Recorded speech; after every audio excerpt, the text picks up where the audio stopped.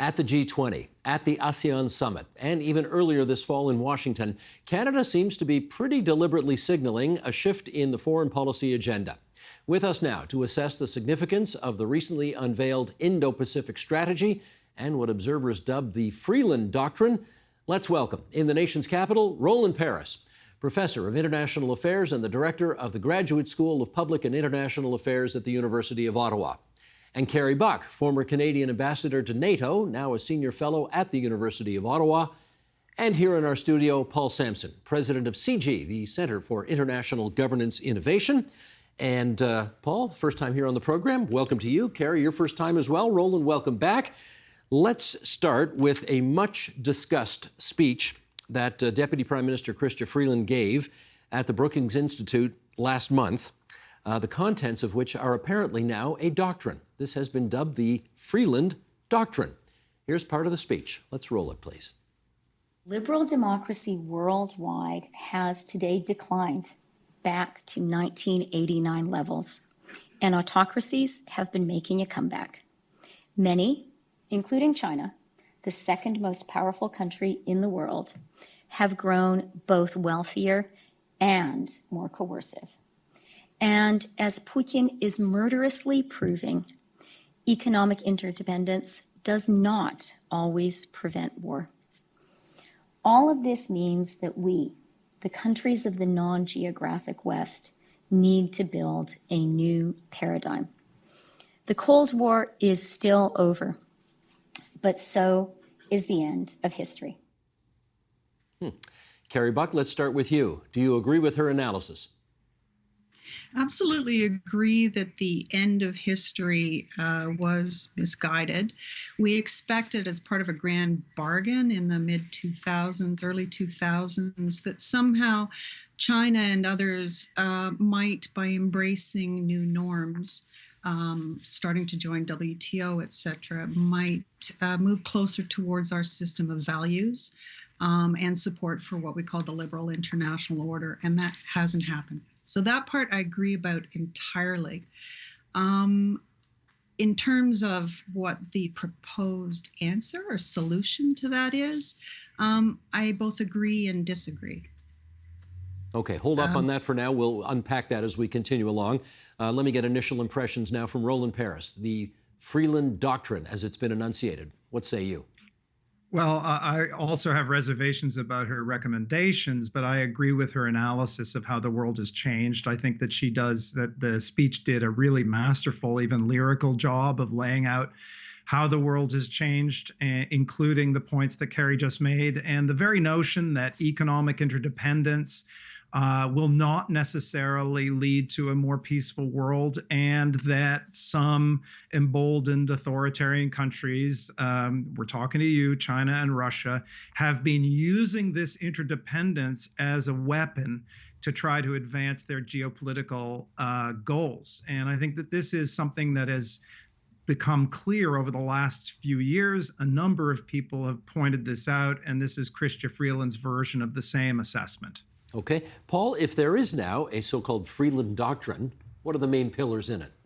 So I would agree with what was said, that Chrystia Freeland has closed the book on the end of history, right? The idea that capitalist democracies would inevitably and irresistibly populate the globe. So she has three pillars. The first one is massively strengthened cooperation with democracies. And there you can think of the core democracies in the world, fairly easy to identify, accelerating cooperation. The second group is the most interesting. It's called an in-between group. And that one is not defined in the speech. And I think that's where the action's going to be, right? Which countries, if the third group is the autocracies or the authoritarian regimes, who are the in-between countries? Are they, is there a clear line between the democracies, the in-between countries, and the authoritarian regimes, I think, is a key question. Okay, Roland, why don't you pick up on that? Because I think, most people can see it. They know a democracy when they see it. They know an authoritarian country when they see it. These in-between countries seem to be a little murkier. What light can you shed on that?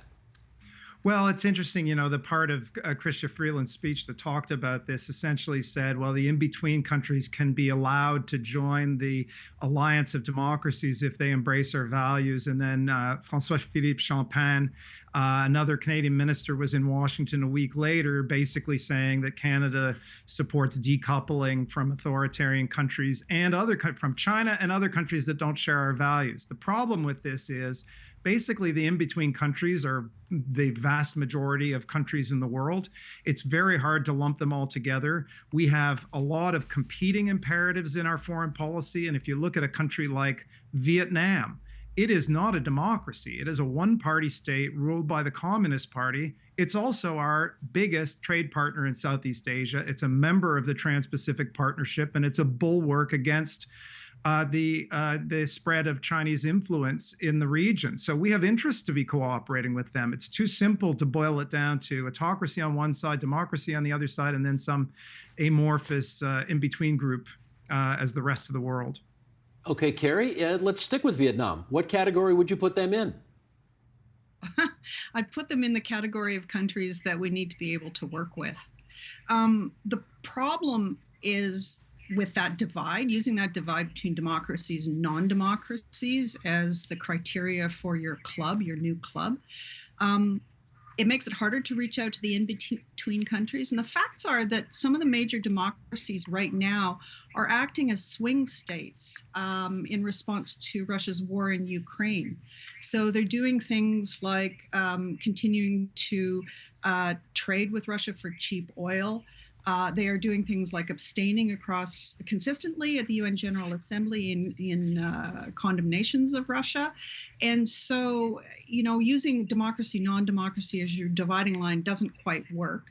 And then the second thing is you need to be able to reach out to those non-democracies in a way that speak to your interests. So you can't use that dividing line of democracy, non-democracy as a barrier.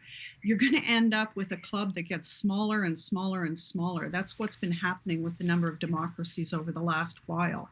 So what I see is a way of interpreting the Freeland Doctrine that builds bridges instead of putting in place barriers. And that would require inducements to work with those with those in-between states, working with them even when they don't fully embrace democracy. You want to follow up on that? What's an inducement? Well, so look at the Summit of Democracies that Biden had last year, and they had a heck of a time trying to figure out what countries would be invited and what countries wouldn't be invited. One way of dealing with that is to say, okay, well, we want to work with you, and we'll work with you to help consolidate your democracy. What kind of commitments are you going to make? And here's what we'll give you, and here's how we'll work with you. So bridge building rather than barrier imposing. It's kind of like Pearsonian diplomacy, which we used to be pretty good at. Okay, Paul, again, this may not be fair to do, but if this is a doctrine, if this is a real thing now that apparently people are following and intrigued about, I want to find out who's on the list. I know who the democracies are. I think I know who the authoritarian countries are. But some are murky. Saudi Arabia, for example. Saudi Arabia is according to some, a pretty nasty piece of business out there. On the other hand, it's a country we want to stay on very good terms with, as do the Americans. What bucket do you put them in? So I think there is a nuance in the speech that talks about shared values as well as democracy. So there's one additional lens that could be applied there. But I think what you're referring to in the case of Saudi Arabia would be a strategic interest, right? Like where there's some other dominant reason to cooperate or to be partners with. Saudi Arabia's got to be closer to the authoritarian side of things, though, right? There's not a lot of shared values. No. Not democratic. That one falls into the last category pretty easily in my mind. Okay. Roland, can I get you on that as well? Saudi Arabia, we don't share any values with them, but they're clearly an important country to have a relationship with. So where do you put them? Well, this is why it's, this in-between category is so important to unpack. I'll get to Saudi Arabia in a second, but compare that to Singapore.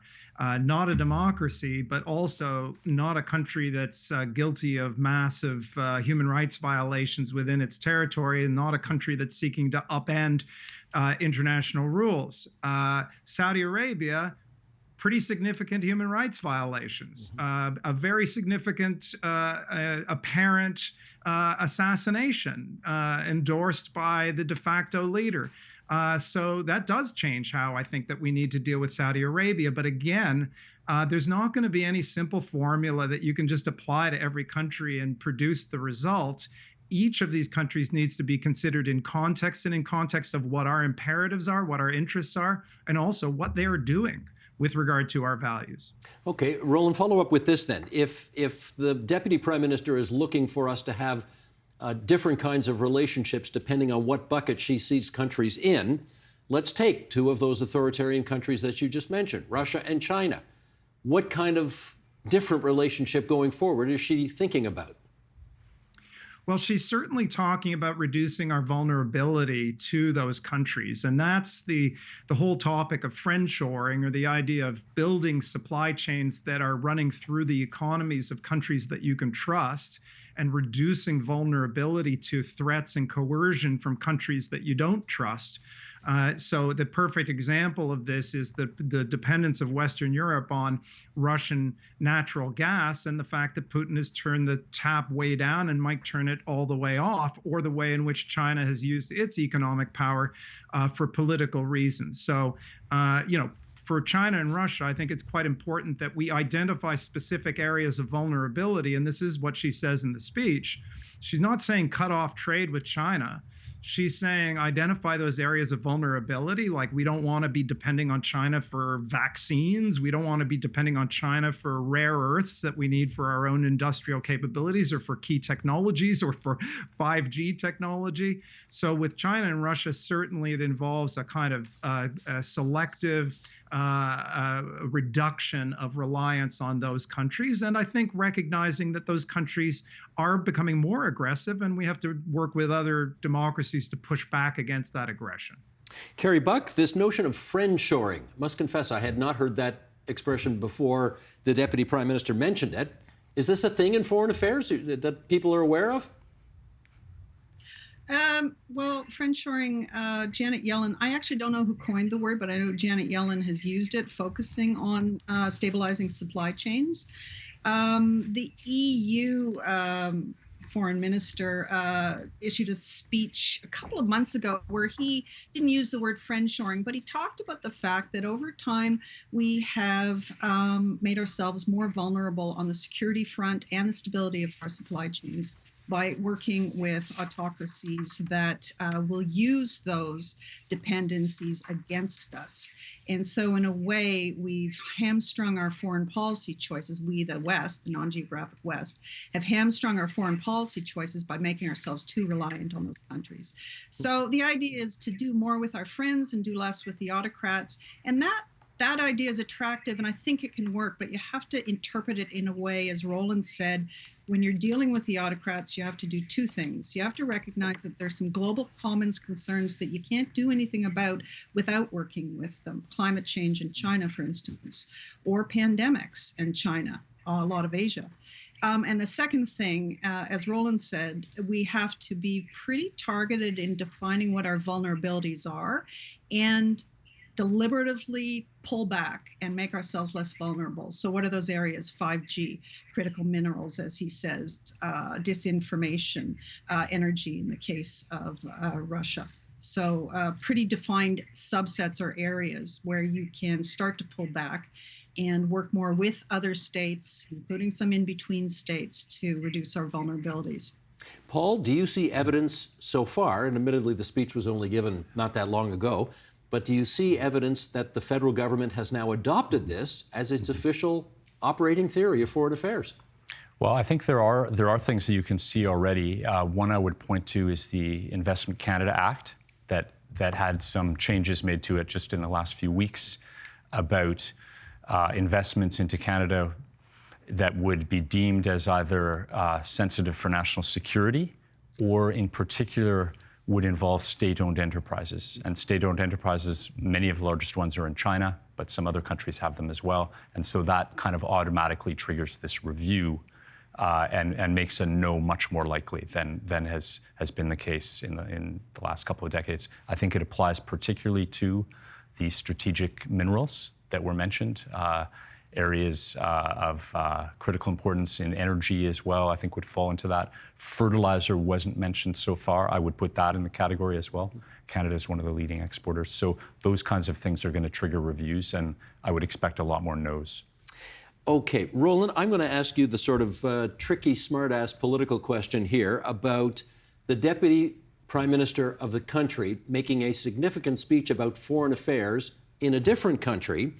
And, you know, there seems to be a bit of a cleavage here between her and the Foreign Affairs Minister of the country, who you think would be making big pronouncements about foreign affairs, but in this case, didn't.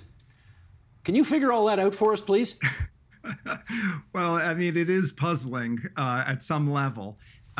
You know, this is why I hesitate to call Chrystia Freeland's speech the doctrine, because as it turned out, a few days later, the foreign minister, Mélanie Joly, gave a big speech in Toronto, basically previewing Canada's long-awaited Indo-Pacific strategy, which is supposed to be out by the end of the month. And that outline of the Indo-Pacific strategy, and which the details have been bit by bit added to while Prime Minister Trudeau has been traveling through the region, the Indo-Pacific at summits, clearly indicate a strategy that is much more nuanced when it comes to the in-between countries.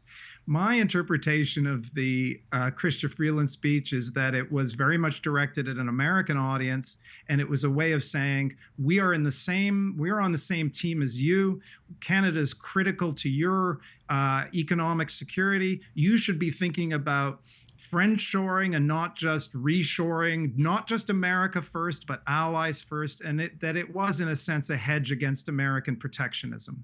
And I know you did some advising of the current Prime Minister early in his first term on foreign affairs. So maybe, again, you can help us understand how something like this happens. You've got a major foreign policy speech being delivered by the finance minister in a different country, with the foreign affairs minister not necessarily being either consulted or on side about all this. Can you take us sort of in the back rooms and figure out, you know, how much freelancing is Chrystia Freeland doing here? Did she have the sign off of the Prime Minister in giving this speech? Help us understand all that. Well, the simple question is that I don't know, because having been inside, you become very aware of what you don't know when you're outside. But she is not just the Deputy Prime Minister, she's also the former Foreign Minister, and she continued to have responsibility for Canada-U.S. relations even after she ceased to be the foreign minister during the renegotiation of the NAFTA agreement. So I think the government treats her as the kind of utility player on Canada-U.S. relations.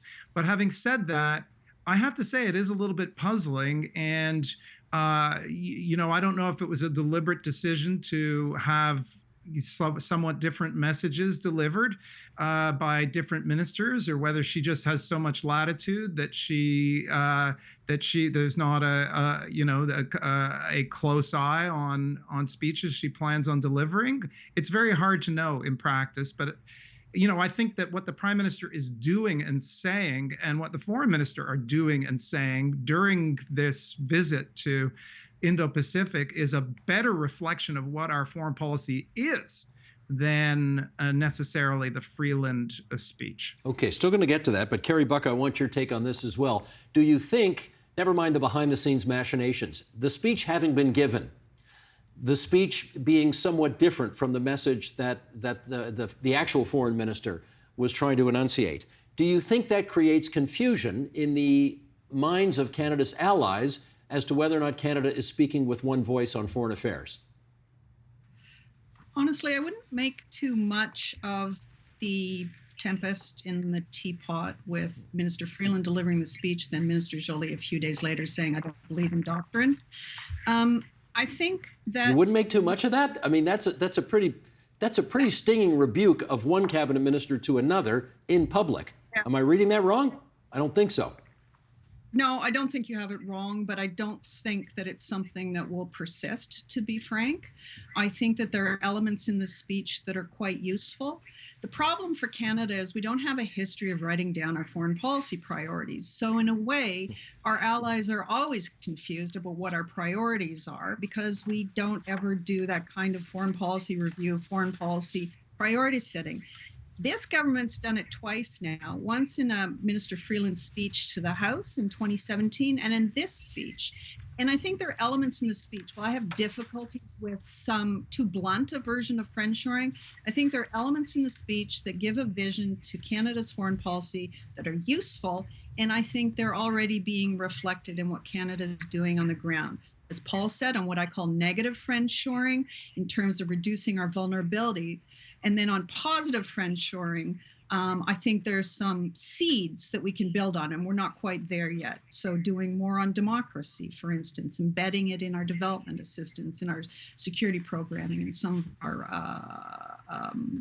our security approaches. Reaching out to those in-between states that are useful to us to build bridges. So it'll be interesting to see when the full Indo-Pacific strategy is unveiled, where we're going to focus, who are those in-between countries or those democracies where we have longstanding relationships that will really focus and be consistent in our appearance in Asia-Pacific, in Indo-Pacific, unlike our inconsistent appearances in that region for the last almost 2 decades.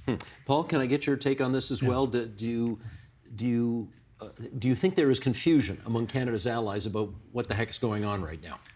I don't, actually. I mean, I think there, as Roland said, there's always a little bit of what's Canada saying, for sure. But I don't see an inconsistency between what Minister Freeland said and what Minister Joly said and what the Prime Minister did this week. I think, as Roland said, in the end, it shows up on the ground. I think both Kerry and Roland said that. The actions, there were a number of initiatives launched this week. I don't see inconsistencies with the overall policy. Kerry's line was it was a tempest in a teapot. I mean, it may have been short term, it may be past now, but it was a tempest for a little bit there. Would you agree? Within the circles that pay attention to those kind of things. Right? Well, I'm small not saying for kitchen table issues for Mr. and Mrs. Everyday Ontario, but okay. All right, I get what you're saying there. Roland, again, this may be in the realm of speculation, but you've been inside these meetings and I haven't been, so I am curious about how it works, and maybe you know and I certainly don't. Do you think the Prime Minister at some point calls in Freeland and Joly, and who knows, maybe even Champagne as well, and says to these 3 ministers, we kind of got to get our act together here. We got to stop fighting in public. We got to sing with one voice. Does a conversation like that happen?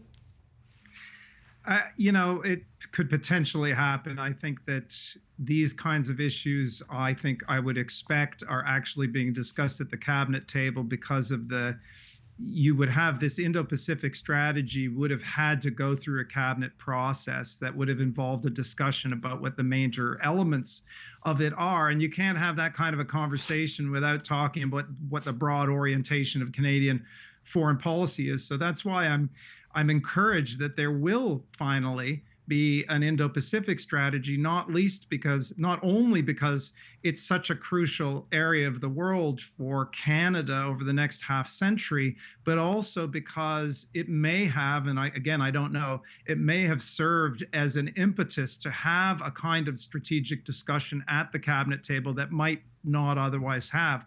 In this specific case, I think that there probably any differences would be smoothed over, and you saw Mélanie Joly kind of get up and give a speech of her own, and then she's on the stage internationally, and so is the Prime Minister. And as that we've all been saying, I think that the actions in a way have to be correlated with the words, and the actions suggest a more nuanced overall approach. But Chrystia Freeland, what she said is very important, and there are huge parts of that speech that reflect what Canada's doing and what Canada will be doing. Do you think, Kerry, that this sort of admittedly temporary tempest in a teapot spat has deflected attention from the Indo-Pacific statement, which the government clearly wanted more eyes on, as opposed to this feud, if in fact that's what it was? I don't think so. I mean, the strategy itself hasn't been unveiled yet. They're unveiling it bit by bit. Yeah. And so we can't really assess the full impact of it and the full attention until the whole thing is out. We've got snippets in the Prime Minister's announcements while he's been at the G20 meeting. But I want to use that G20 meeting. So I'm not answering your question right now, making a different point. The G20 meeting is a perfect example of how Canada should do that kind of open friendshoring that I was talking about. So they show up at the G20, and what traditionally has happened is that a lot of those major democracies and other countries in the G20 have abstained in condemning Russia. And what happened on the second day of the G20 was that there was an agreed statement that most states condemn Russian aggression. Well, I know behind the scenes, a lot of diplomacy would have gone on with those in between states to get them to sign on to that. A lot of diplomacy would have gone on with the autocrat China to get them to sign on to that kind of statement. This is the kind of diplomacy that can help shift the international conversation on things that matter to us, those values in the West, like the sanctity of territorial borders, the idea that you don't engage in acts of aggression like Russia has, and to get more countries to sign on to those values. And we saw that in practice at the G20. So for me, that's the core of what that foreign policy vision is. And I see Canada engaging in it in a way that is constructive and shows our mettle. Let's stick with the G20, Paul. Anything notable come out of it for your eyes? I think so. I sat around a lot of G20 tables. I think, and there's always a question of, how useful is the G20? I think that's come into play now with Russia being, on the absolute outs. But the value of the G20 is still there for two main reasons, in my view. One is that a lot of leader meetings are happening on the side. So President Biden met with President Xi. That meeting may have not, and indeed, and those meetings may have not taken place, and in fact would not likely have taken place for some months or et cetera, right? So there's quite an important platform there. Secondly, there are those global commons issues that I think we all noted earlier: climate change, food security, I would put in there. And that's a place you need to keep talking about those with the largest economies in the world. Roland, for your eyes, anything important emerged from the G20 so far? I would just pick up on what both Paul and Carrie were saying. There's the collective work on critical issues like food security, for example, where it's important to have a conversation that's continuing, that's not just among the kind of core of democracies, but that involves many other countries. And, ultimately, this is one of those global issues that we're going to have to find ways to collaborate on, including with countries like China. But aside from that, as Paul was just indicating, these summits, even if they were to produce nothing in terms of their collective output, like the statement that comes out of it, are incredibly efficient ways of meeting with a whole bunch of leaders on the sides of the summit, on the margins of the summit. And so, we see Justin Trudeau meeting with Xi Jinping after, I think, several years without a meeting. And Justin Trudeau would have had conversations with many others. He's in Indonesia, strengthening Canada. Canada's trying to negotiate a comprehensive trade agreement with Indonesia, an in-between country, and it's happening right there. So it's a bit of a carnival of diplomacy. When people say it's all a waste of time, they don't understand how efficient it is to have so many people in the same place at the same time. Gotcha.